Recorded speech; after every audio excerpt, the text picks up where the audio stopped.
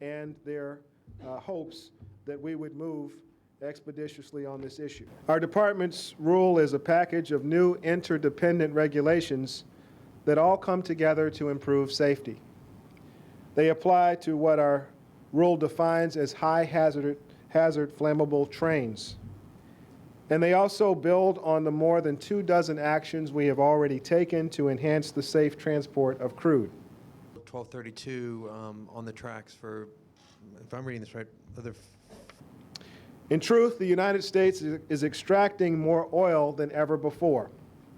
The growth in crude production in 2014 was the most since record-keeping began more than a century ago.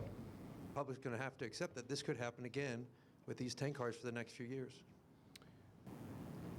One critical step we're taking is requiring that unit trains traveling faster than 30 miles per hour use something called enhanced, or ECP, braking systems. These braking systems offer a much higher level of safety than current systems. With the fact that first of all, we're putting a brand new tank car standard in place. Now, we are, in fact, putting in place a new standard for building tank cars. They'll be required to have thicker, stronger shells and other safety features. Existing tank cars used on high hazard flammable trains today will either have to be retrofitted to meet the new standards we've set, or they'll need to be phased out of service. If you talk to some of the manufacturers that are going to have to do the work here, it's more aggressive. The Transportation Safety Board of Canada recommended that the DOT 111 tank cars be phased out as quickly as possible.